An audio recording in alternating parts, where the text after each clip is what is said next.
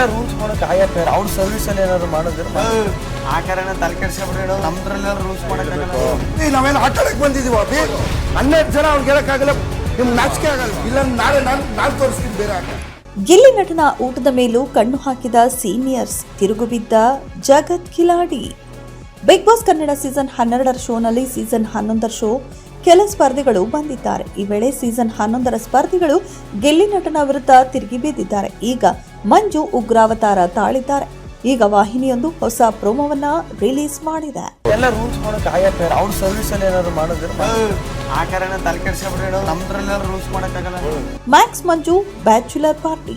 Max ಮಂಜು ಅವರು bachelor ಪಾರ್ಟಿಯನ್ನ ಈ ಮನೆಯಲ್ಲಿ ಮಾಡಲಾಗುತ್ತಿದೆ. ಈಗ ಬಿಗ್ ಬಾಸ್ ಮನೆ ರೆಸಾರ್ಟ್ ಆಗಿದೆ. ಹೀಗಾಗಿ ಈ ಸೀಸನ್ ಸ್ಪರ್ಧಿಗಳು ಸಪ್ಲೈಯರ್, ಕುಕ್, ಮ್ಯಾನೇಜರ್ ಎಂದು ವಿಂಗಡಣೆಯಾಗಿ ಅತಿಥಿಗಳಿಗೆ ಸತ್ಕಾರ ಮಾಡಬೇಕಿತ್ತು. ಆದರೆ ಗಿಲ್ಲಿ ನಟನ ಮಾತು, ವರ್ತನೆ, ಸೇವೆ ಎಲ್ಲವೂ ಕೂಡ ಅತಿಥಿಗಳಿಗೆ ಇರಿಟೇಟ್ ಮಾಡಿದೆ. ನಾವೇನು ಆಟ ಆಡಕ್ಕೆ ಬಂದಿದೀವಿ ಅಭಿ 12 ಜನ ಅವ್ನು ಗೆಲ್ಲಕ್ಕಾಗಲ್ಲ. ನಿಮ್ಗೆ ನಾಚಿಕೆ ಆಗಲ್ಲ. ಇಲ್ಲ ನಾಳೆ ನಾನು ತೋರಿಸ್ತೀನಿ ಬೇರೆ ಆಟ.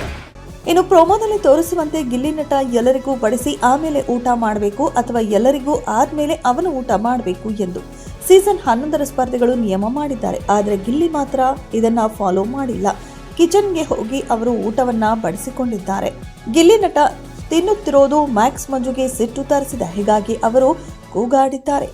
ಗಿಲ್ಲಿ ನಟ ಆಗ ಊಟದ ವಿಷಯದಲ್ಲಿ ನಿಯಮ ಮಾಡಬಾರ್ದು, ಇದೆಲ್ಲ ಮಾಡಬಾರ್ದು, ಆದರೆ ಸೇವೆಯಲ್ಲಿ ಏನಾದರೂ ಮಾಡಬಹುದು, ಊಟ ಹಾಕಿ ನನಗೆ ತಲೆ ಕೆಡಿಸ್ಬೇಡಿ ಅಂತ ಹೇಳಿಕೊಂಡಿದ್ರು. ಮ್ಯಾಕ್ಸ್ ಮಂಜು ಅವರು 12 ಜನರು ಇದ್ದೀರಿ, ಹೇಳೋಕೆ ಆಗುವುದಿಲ್ವಾ? ನಾವು ಆಟ ಆಡೋಕೆ ಬಂದಿದ್ದೇವೆ. ಅವನು ಬೋಂಡಾ ತಿಂದುಕೊಂಡು ಆರಾಮಾಗಿದ್ದಾನೆ.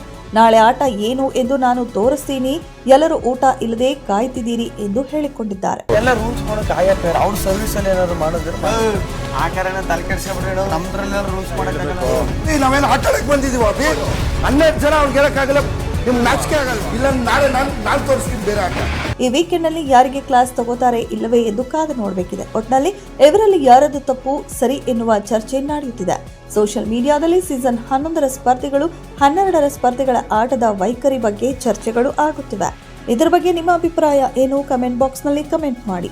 ಎಲ್ಲ ರೂಲ್ಸ್ ಮಾಡಕ್ಕೆ ಆಯತ್ತೆ ಅವ್ರ ಸರ್ವಿಸ್ ಅಲ್ಲಿ ಏನಾದ್ರು ಮಾಡಿದ್ರೆ ಆ ಕಾರಣ ತಲೆ ಕೆಡಿಸ್ಬಿಡ್ರಿ ನಮ್ದ್ರಲ್ಲೆಲ್ಲ ರೂಲ್ಸ್ ಮಾಡಕ್ಕಾಗಲ್ಲ. ನಾವೇನು ಆಟ ಆಡಕ್ಕೆ ಬಂದಿದೀವಿ ಅಭಿ 12 ಜನ ಅವ್ನು ಗೆಲ್ಲಕ್ಕಾಗಲ್ಲ. ನಿಮ್ಗೆ ನಾಚಿಕೆ ಆಗಲ್ಲ. ಇಲ್ಲ ನಾಳೆ ನಾನು ತೋರಿಸ್ತೀನಿ ಬೇರೆ ಆಟ.